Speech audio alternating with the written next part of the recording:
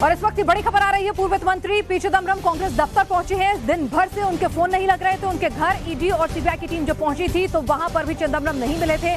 कहा जा रहा था कि चिदम्बरम जो हैं वो कहां चले गए हैं, कहां गायब हैं, क्या गिरफ्तारी से बच रहे हैं चिदम्बरम।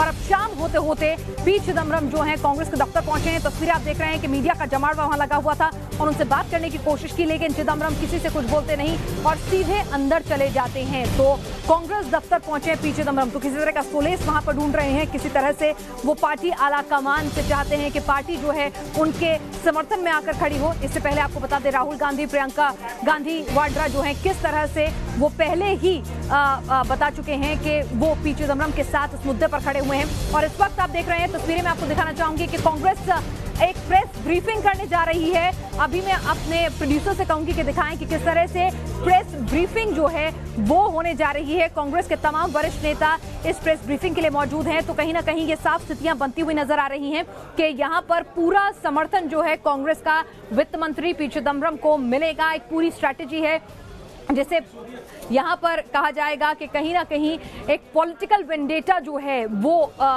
उसका आरोप यहाँ कांग्रेस लगाएगी बतौर विपक्ष के। कहीं ना कहीं यहाँ पर राजनीतिक बदले की भावना से ये पूरी की पूरी कोशिश जो है वो की जा रही है।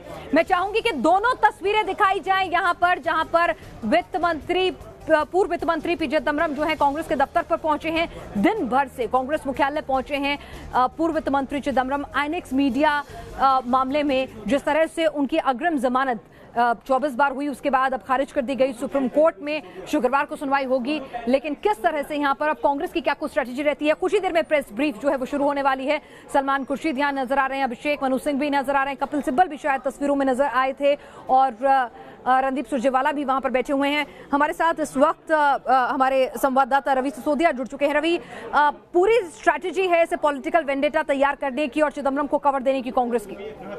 और बिल्कुल यही कारण कि कांग्रेस के जो तमाम बड़े चेहरे हैं, जो बड़े नेता हैं, वो प्रेस कॉन्फ्रेंस अभी थोड़ी देर में करने वाले हैं और पी चिदम्बरम भी पहुंच रहे हैं, वो अपनी बात को रखेंगे। हालांकि लगातार कांग्रेस की तरफ से बात रखी गई थी कि उनको अभी क्योंकि सरकार पे आरोप लगा रही थी कि सरकार विरोधियों पे कार्रवाई कर रही है और उन पर टारगेट किया जा रहा है।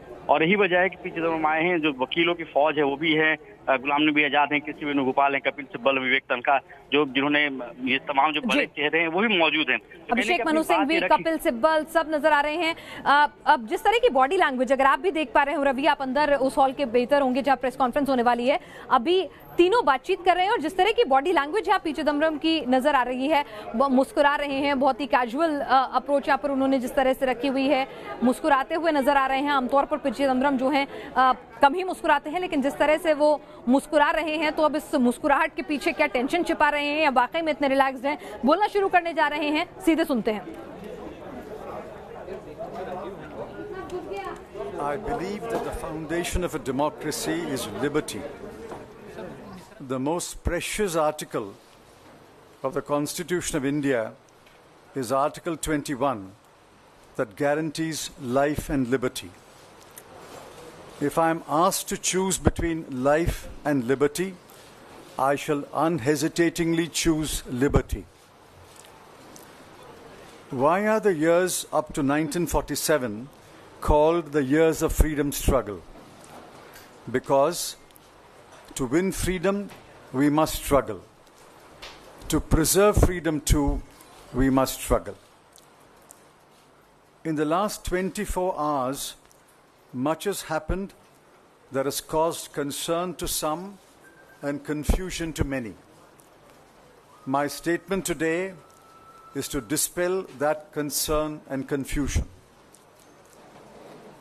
In the INX media case, I have not been accused of any offense, nor has anyone else, including any member of my family, been accused of any offense.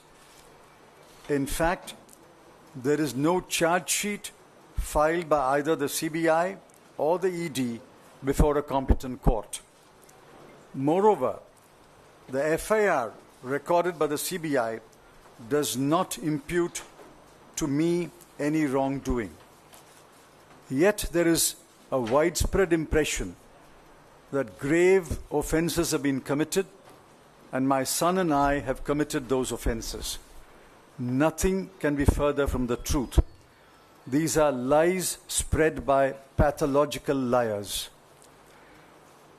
When I was summoned by the CBI and then the ED to appear for questioning, I naturally sought interim protection against arrest from the competent court. I was granted interim protection by orders of the High Court dated 31st May 2018 and 25th July 2018. I have enjoyed the interim protection for the last 13 to 15 months. The matters were finally heard on 25th January 2019 and judgment reserved.